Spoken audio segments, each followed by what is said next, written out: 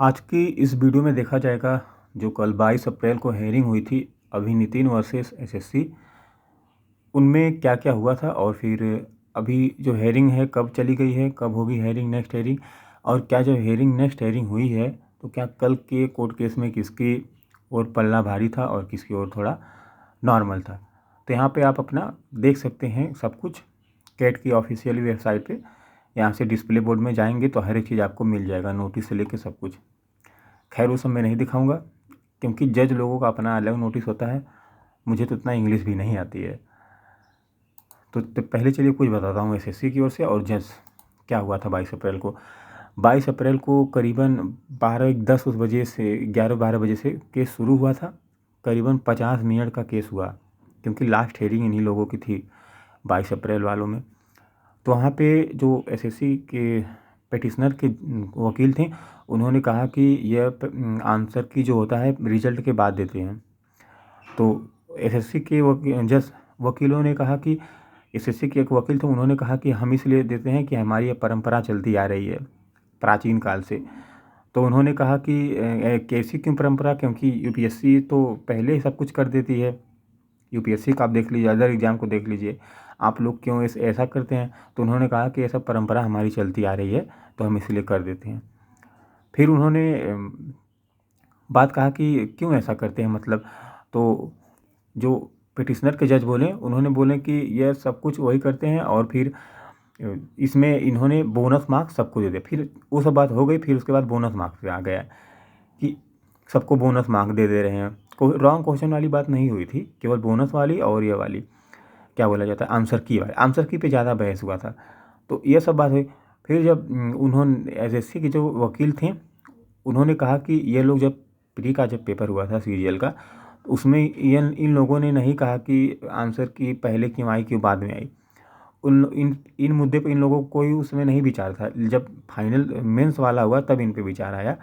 तो ये बात थोड़ी एसएससी को गलत लगी चीफ जज साहब को कि हाँ ये तो बात सही है कि जब यार फ्री में भी तो करना चाहिए था, क्यों फ्री में आप लोग मांग नहीं किए।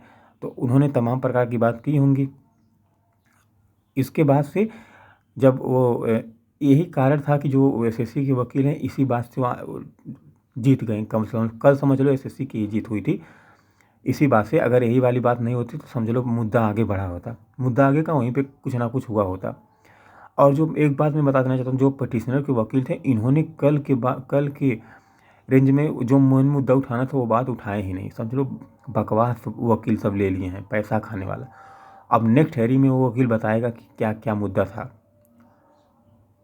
जो बोनस वो जो सबको। और एक चीज़ है, उन्होंने ये भी कहा है कि जो बोनस मार्क्स है, जिन्होंने अटेम्प्ट क्वेश्चन नहीं किया है उसको क्यों बोनस मार्क्स मिलेगा, जो क्वेश्चन अटेम्प्ट किया है उसको बोनस मार्क्स मिलना चाहिए। तो क्या अंतर ही रह जाएगा, कैसे पता चलेगा कौन लड़का नहीं करना चाहता था कौन कहीं करना चाहता था, है ना। तो ये भी मुद्दा था। यही सब तमाम प्रकार की बातें हुई, सब मिलाकर एसएससी की जीत कल हुई। जीत मतलब कि जैसे कि पल्ला 90% एसएससी के पक्ष में था, 10% केवल इन लोगों के पक्ष में था। ठीक, हेयरिंग चली गई है, दिखा देता हूँ कब चली गई है। ये आप देख सकते हैं, निकाला हूँ मोबाइल से। हेयरिंग 5 मई को चल गई। अभी नितिन भाई था और बहुत लोग इस पटिशनर थे, इसमें करीबन 20-30 पटिशनर रहे होंगे।